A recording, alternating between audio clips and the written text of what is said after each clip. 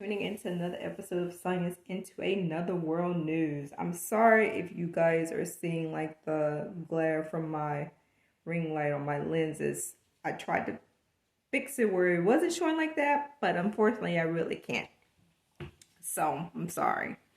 But I do want to say thank you for being here. Thank you for tuning into my channel. Thank you to all the new people that subscribe to my channel. So there's a couple of things I want to talk about. Well, two main things I want to talk about. The first thing is that that ridiculous UAP report that came out by AARO, which is an absolute joke, but I'm not surprised. Actually, I didn't even know there was a report coming out by AARO. I have no clue. As far as I knew, Dr. Kirkpatrick had been separated from AARO, and I figured there was really nothing going on in AARO. Nobody was really going to them to report anything because they know AARO is led by the Pentagon. The Pentagon runs AARO, so why would anybody go to report anything to AARO knowing it's up under the Pentagon?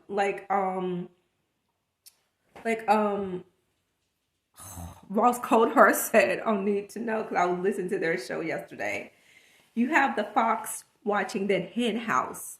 That makes absolutely no sense. So anything that comes out of AARO is going to be negative towards the UAP phenomenon. And of course, the report is very negative towards the UAP phenomenon. But like I said, at the same time, I'm not surprised about the language in the report. I'm going to read a little bit of it to you. I'm not going to read the whole thing because it's about 60 pages. I'm just going to read some of it. So we're going to skip to table of contents. Section 1, Introduction. This report represents Volume 1 of the All-Domain Anomaly Resolutions Office Historical Record Report, which reviews the record of the United States government pertaining to unidentified anomalous phenomena. In completing this report, AARO reviewed all official USG investigatory efforts since 1945, researched classified and unclassified archives, conducted approximately 30 interviews, and partnered with intelligence community and Department of Defense officials responsible for controlled and special access program oversight, respectively. AARO will publish Volume 2 in accordance with the date established in Section 6802 of the National Defense Authorization Act for fiscal year 2023. Volume 2 will provide analysis of information required by AARO after the date of publication of Volume 1. Since 1945, the USG has funded and supported UAP investigations with the goal of determining whether UAP represented a flight safety risk, technology leaps by competitor nations, or evidence of off-world technology under intelligent control. These investigations were managed and implemented by a range of experts, scientists, academics, military, and intelligence officials under differing leaders, all of whom held their own perspectives that led them to particular conclusions on the origins of UAP. However, they all had in common the belief that UAP represented an unknown and therefore theoretically posed a potential threat of indeterminate nature. AARO's mission is similar to that of these earlier organizations. AARO methodology applies both the scientific method and intelligence analysis, tradecraft to identify and help mitigate risks UAP may pose to domain safety and to discover, characterize, attribute potential competitor technology systems. A consistent theme in popular culture involves a particular persistent narrative that the USG or a secretive organization within recovers several off-world spacecraft, extraterrestrial biological remains, that it operates a program or programs to reverse engineer the recovered technology. And I'm going to stop right there. Obviously, he hasn't read the Wilson Davis notes. And that it has conspired since the 1940s to keep this effort hidden from the United States Congress and the American public. AARO recognizes that many people sincerely hold versions of these beliefs, which are based on their perception of past experiences, the experiences of others whom they trust, or media and online outlets they believe to be sources of credible and verifiable information. The proliferation of television programs, books, movies, and the vast amount of internet and social media content centered on UAP-related topics most likely influence the public conversation on this topic. and reinforce these beliefs with some sections of the population. The goal of this report is not to prove or disprove any particular belief set, but rather to use a rigorous analytic and scientific approach to investigate past USG-sponsored UAP investigation efforts and the claims made by interviewees that the USG and various contractors have recovered and are hiding off-world technology and biological material. AARO has approached this project with the widest possible aperture, sure they have, thoroughly investigating these assertions and claims without any particular preconceived conclusions or hypotheses. AARO is committed to reaching conclusions based on empirical evidence. Lastly, AARO thanks all participants in this review who made this report possible, to include the interviewees who came forward with information. Then it goes on to Section 2, Executive Summary. AARO found no evidence that any USG investigation, academic-sponsored research, or official review panel has confirmed that any sighting of a UAP represented extraterrestrial technology. All investigative efforts at all levels of classification conclude that most sightings were ordinary objects and phenomena and the result of misidentification. So what Fravor saw in November of 2004 off the coast of San Diego, the Tic Tac, that was misidentification. He didn't really see that. He didn't see a Tic Tac white object with two little like L appendages hovering over the water out in the middle of the ocean, possibly communicating or docking with something underneath the ocean. He didn't see that. That was misidentification, I guess. And then it goes on to say, let's see. Although many UAP reports remain unsolved or unidentified, AARO assesses that if more and better quality data were evaluated, most of these cases also could be identified and resolved as ordinary objects or phenomena. Sensors and visual observation are imperfect. The vast majority of cases lack actionable data, or the data available is limited or poor quality. Resources and staffing for these programs are largely have been irregular and sporadic, challenging investigatory efforts and hindering effective knowledge transfer. The vast majority of reports almost certainly are the result of misidentification and a direct consequence of the lack of domain awareness. There is a direct correlation between the amount and quality of available information on a case with the ability to conclusively resolve it. AARO found no empirical evidence for claims that the USG and private companies have been reverse engineering extraterrestrial technology. AARO determined, based on all information provided today, that claims involving specific people, known location, technology tests, and documents allegedly involved in or related to reverse engineering of extraterrestrial technology are inaccurate. Additional claims will be addressed in Volume 2. Oh my God, I can't wait to see Volume 2. AARO successfully located the USG and industry program officials, companies, executives, and documents identified by interviewees. In many cases, the interviewees named authentic USG classified programs well known and misunderstood to those appropriately to them in the executive branch and legislative branch. However, the interviewees mistakenly associated these authentic USG programs with alien and extraterrestrial activity. AARO has reached the following high confidence conclusion related to UAP non-disclosure agreements. NDA. AARO has found no evidence of any authentic UAP related NDA or evidence threatening death or violence for disclosing information. Why would AARO know that? They're not at a level or position to know about that. You think AARO is going to be let in on a secret black ops reversed engineering alien technology program? I mean, don't get me wrong, Dr. Kirkpatrick is up there. I mean, he's obviously smart, and to be in a position he's in and stuff, he knows his stuff. He's a doctor, whatever. But I guarantee you, he does not have the clearance, the need to know about a reverse engineering alien program that involves bodies and stuff. He's not going to be in that level. They're not going to let him in on that. If you will read the Wilson Davis note, there was Admiral Thomas Wilson who tried to get access to these programs, And that was his area. Technically, he's over SAPs and CAPS, and he didn't even know about these programs because this reverse engineering program is built. It's hidden within other programs. It's like those Russian dolls, and you have a doll within a doll within a doll. That's what these programs are like. And he couldn't even get into these programs. And when he said he was gonna go complain, his career got threatened. So he just went quiet on it. So you really think somebody with Dr. Kirkpatrick, those people at AARO, are gonna have access to this program?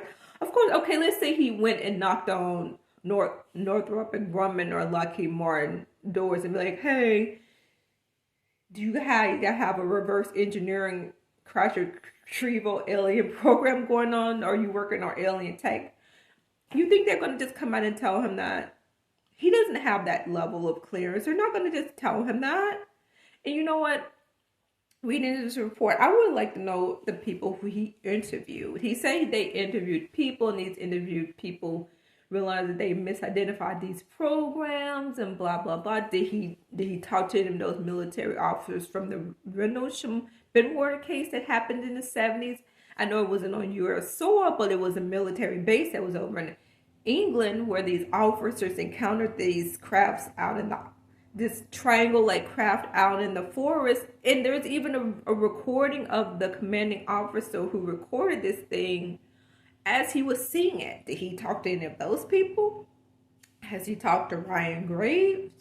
Has he talked to Commander David Fravor? Has he interviewed of those military witnesses who have actually seen anything? I think he's just speaking. I think AARO did the bare minimum. I think they just put this report out there without actually doing a deep dive, without actually knocking on people. Though, because like I said, they're run by the Pentagon. As Ross Coulthard said, you have the fox guarding the hen house. So of course they're going to just put this report out there and say they interviewed all these people and there's no evidence, and there's no evidence of non-human intelligence coming here. But I say there is. You have started, and it goes back into the 40s, probably before the 40s. If you listen to Grush, when he said that the Vatican knew about a crash that happened in 1933 in Italy, and it got sent over to the U.S., then you have the 1941, what's the case, 1941? It's right there on the tip of my tongue.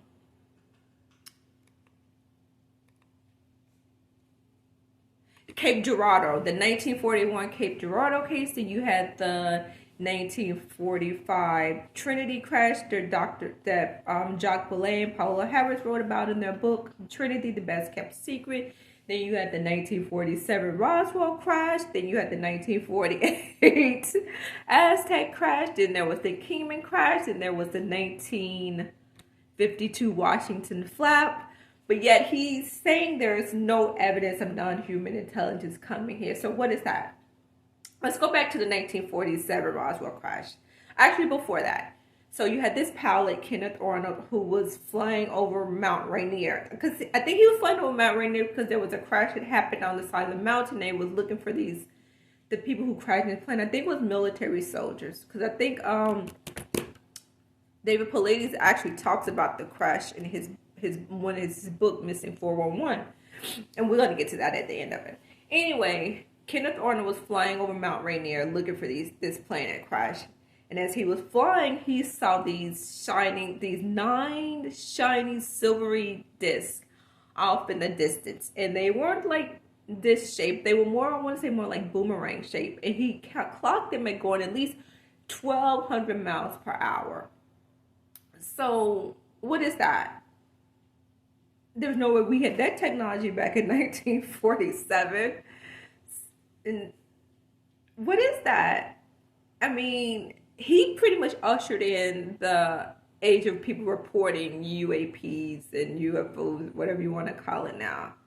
And that was in June of 1947 when Kenneth Arnold saw that. So then less than a month later in July, somewhere around July 3rd, July the 4th, there was a 1947 Roswell crash when the rancher Mac Brazel found all this debris on his ranch. I mean, there was no craft per se. I believe what happened was that the craft hit the ground, parts of it broke off, and then it skidded, it took off, and then it actually hit, like, I want to say like 70 miles later, 70 miles away. I believe that's what happened. It crash landed somewhere else, and that's when the Army Air Force got a like hold of the body. But anyway, this crash happened in 1947. The Army Air Force at the time, because they were combined, came out and said they captured a flying saucer. And it was in the newspaper. They made an announcement that they captured this thing. There's no way you're gonna get a flying saucer. You had this intelligence officer who was obviously extremely smart to be in the position he was in. And that's what they were doing, all the atomic testing and whatever. So he knew how to identify stuff. Jesse Marcel did. There's no way you're gonna get a flying disc confused with the mogul balloon that the Air Force came out and said that's what it was years later. If you actually look at those balloons, you're gonna know. Come on. So just like, anyway, 24 hours later, the Army Air Force backtracked their story and tried to give people a ridiculous story that it was a weather balloon, and it went quiet for a while. There was nothing till Stanton Freeman got in touch with Jesse Marcel. They live in New Orleans, in Louisiana, because Jesse Marcel was living in Louisiana at that time, and the story came back out. Then all these witnesses from Roswell actually started to talk about the 1947 Roswell crash. So what is that? You telling me that's nothing? That's misidentification? All those witnesses are lying? Come on, follow the evidence, do the research. You know that something is here. And then after that, you had the 1948 Aztec crash that happened in Aztec, New Mexico. That was another one that they tried to cover up. And it was supposedly 16 bodies inside this huge craft that broke apart that these oil workers found.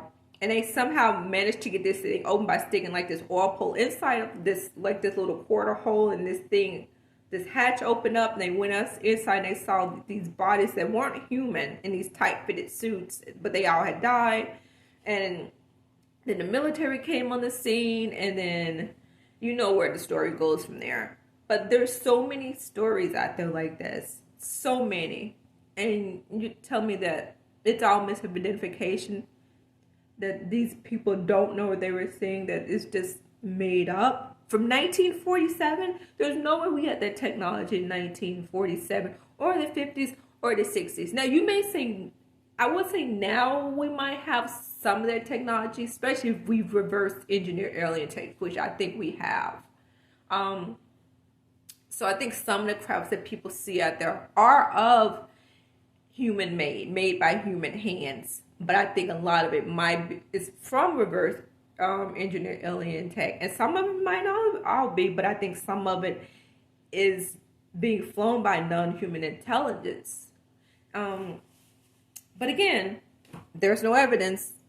The AARO says in their report of non-human intelligence coming here. So what about the Nimitz case in 2004? What about the sightings that Ryan Graves had off the coast of Florida? What about the sightings that were over nuclear facilities, such as the Maelstrom incident that happened in Maelstrom back in the, I want to say this, 60s or wherever, when these things were sighted over nuclear facilities, turning off missiles, turning on missiles, and this was going on during the Cold War, but yet he didn't address that. I'm pretty sure he talked to none of those military officers that were involved in that. What about the Rendlesham Bentwater case that happened over in London, where and I think this was during Christmas, like December the 24th, like right before Christmas. On Christmas, the military officers saw this triangular type craft out in the woods, and there was a recording of it in real time that the commanding officer recorded seeing this thing in the woods, and one of the guys actually touched this thing. But yet there's no evidence, according to AARO, of non-human intelligence coming here. What about the sightings? And then if there's no evidence, then why was the Pentagon investigating these things through us, ATIP and OSAP programs. If there is no evidence, then what about the Betty and Barney Hill abduction? What about the Travis Walton abduction? What about the Allegheny abduction? What about the Pascagoula incident abduction that happened? But yet there is no evidence of non-human intelligence coming in. What about the sightings of military officers and civilians seeing these things go in and out of our oceans? Um, what about the weird objects that have been seen from the space shuttle missions? But yes, there is no evidence of non-human intelligence coming here. Like I said, again, AARO is up under the Pentagon, so you're not gonna get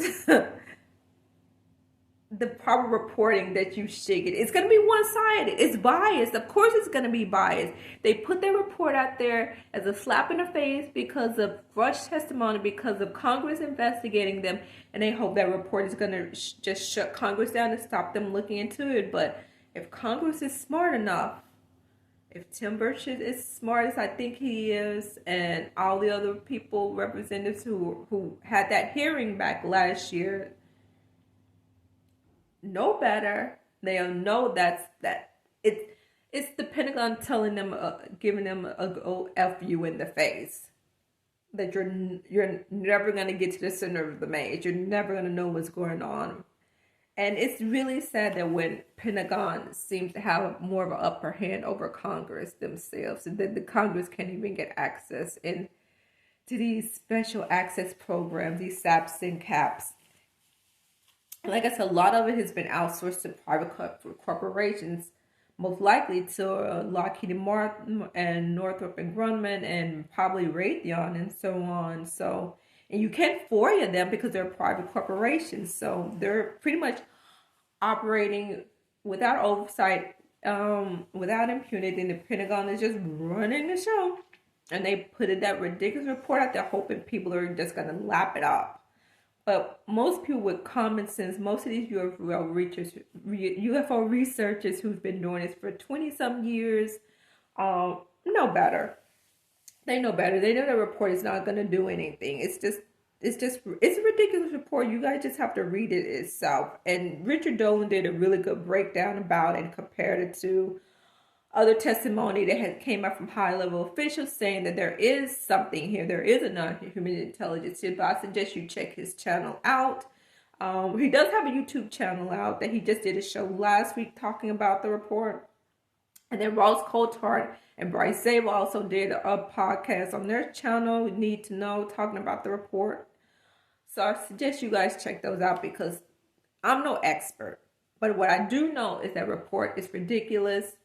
And I know it's a lie, and it's just outright wrong. And it's just, I do hope we have another hearing, and I do hope we have more whistleblowers coming forward because that's what it's gonna take to convince a lot of people. I mean, Congress just can't sleep on this. They need to just push forward, and I really hope they do.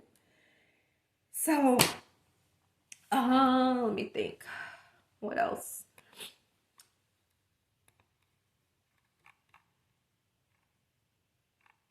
I'm not going to read any more of the report. Like I said, I'll put the link below and you guys can read the report for yourself. They go on to talk about Project Sign and Grudge and Blue Book and another stuff, Project Twinkle in this report. And the Robertson panel, which was a joke, and the Condon committee was a joke, because all those programs, they claimed they were investigating UFOs and UAPs, but they were really they were all biased. They were all really negative about it. They all were just biased about UAPs coming here. They were just trying to quell the public or shut it down and keep control on the UAP topic and trying to persuade people there's nothing to these UAPs. There's no proof of non-human intelligence coming here. But if you do your homework, if you do your history, you'll know that's not true. There's something here. I don't know what they're doing here, but they are here. Like I said, you go back to the abductions, Travis Walton abduction was one of the famous ones when he went missing in November of 1975 for 5 days, and the police thought his co-workers had killed him, and they all witnessed this thing in the forest. They thought the forest was on fire, but when they got up there too, there was this disc hovering above these trees, and Travis Walton got out, and you guys know the story. And then you have the Betty and Barney Hill abduction, and there's been tons of other abduction stories, tons of other people encountering objects, not necessarily being abducted, but seeing these things land and observing, like the Socorro, New Mexico. That's one of the famous ones too, when the police officer encountered this egg-shaped object in the desert of New Mexico. He saw these two short little beings out there, and he got scared. Lonnie Zamora, that's his name. So that's a famous. So that's all misidentification. That's what AARO was saying, that none of that ever happened. Because there was people out there who came actually investigated that. I mean, they did, and there was trace elements and stuff on the ground that they, took pictures and took samples of. So, I don't know. Anyway, enough of that. So those are my thoughts. Like I said, I suggest you guys read the report and write to your Congress people if you want to see more transparency and for Congress to push forward, because that's what it's going to take. Oh, my light cut off. Oh, hold on. I think my cat knocked the plug out of the socket.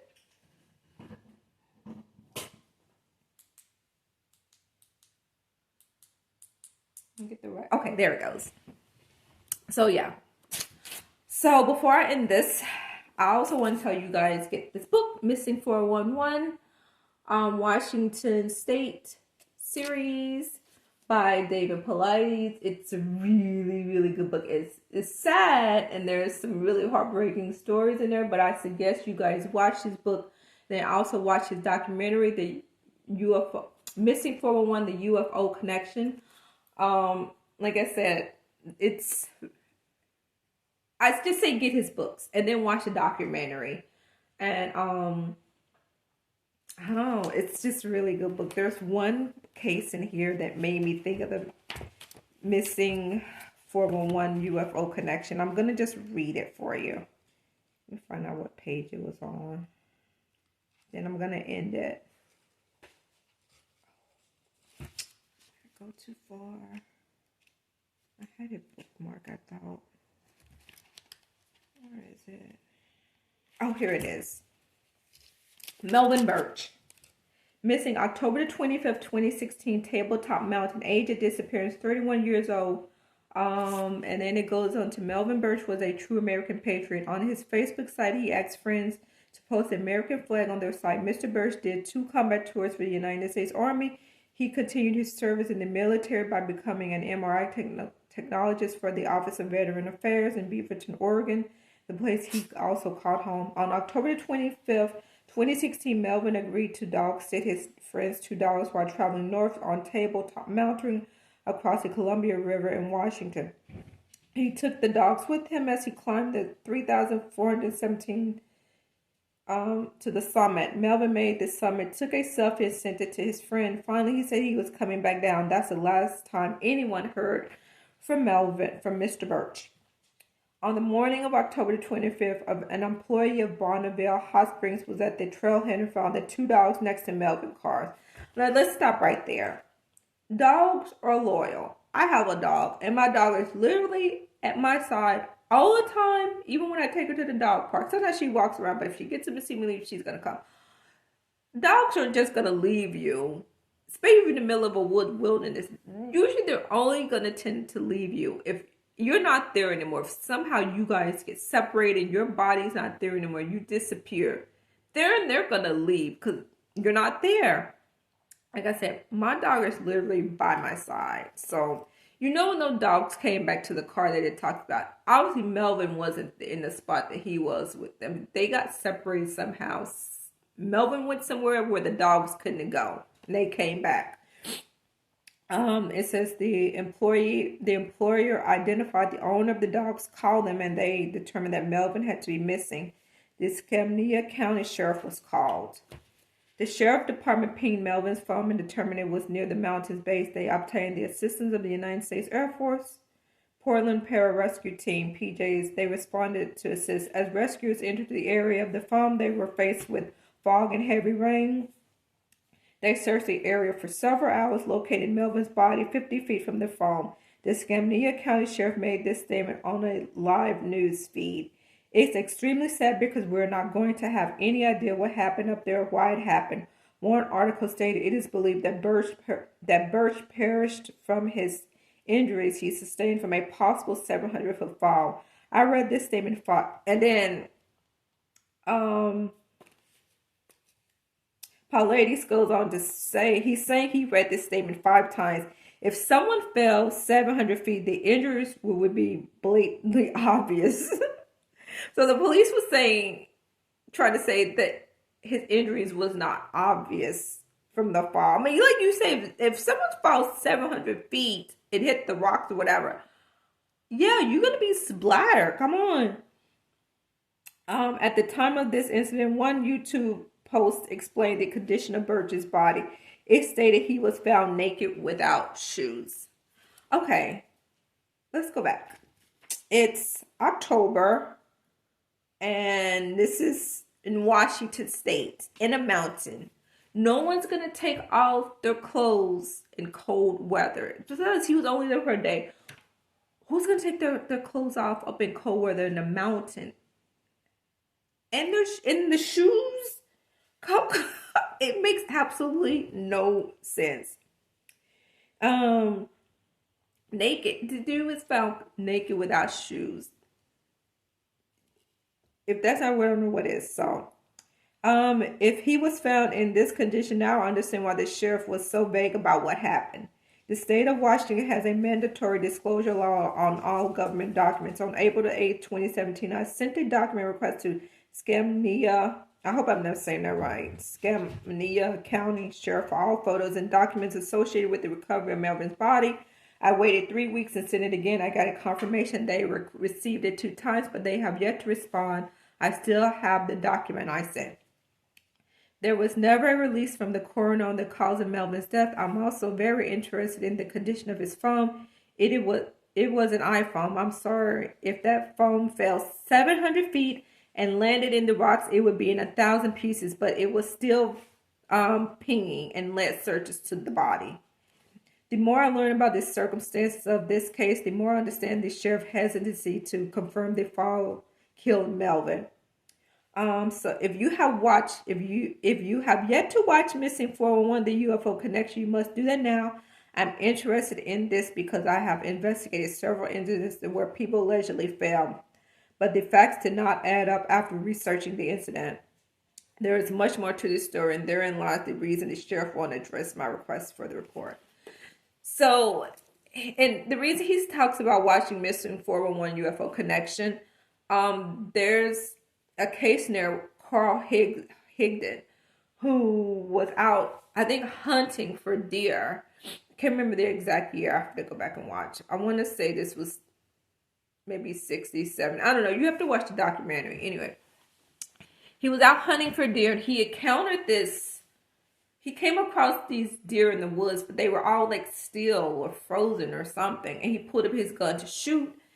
And when he shot, his bullet hit this like clear cube or something in the woods, and it was like slow motion. You know, it hit the thing and it started to go into it like really like slow motion.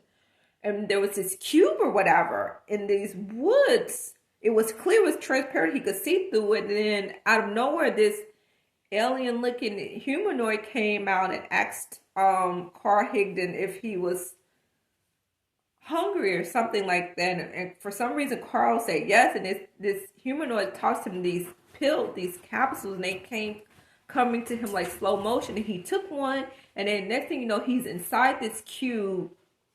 And then he's on this ship, and he was on this ship, and he saw himself leaving the planet or whatever. So he thinks he was in space, and he goes on to say that they told him that he's not what they need. And then they returned him. You got really have to. I'm not good at telling stories, so you really need to watch the documentary. Anyway, he came back, and he said when he came back, they dropped him, and then he rolled down the side of this cliff, whatever. But what's weird is that's why he talks. That's what talks about it. This missing for one. Why David Polite said you should watch this in case it kind of how it kind of relates to the Melvin Birch, because Melvin Birch was found naked. There's no way that you say he's not gonna take his clothes off in that weather. Come on, why would you? And then he fell 700 feet, and then the police was trying to say they think the fall killed him, but it wasn't obvious. Like I said, if the fall killed him, you're gonna know it killed him. Anyways, watch the documentary. But yeah, so it's that. Just watch the documentary. Write to your Congress. Read that ridiculous report that AARO put out. It just blows my mind. I don't know. I'm dumbfounded. It is what it is. It's just, I don't know. I have no idea. You know what? I think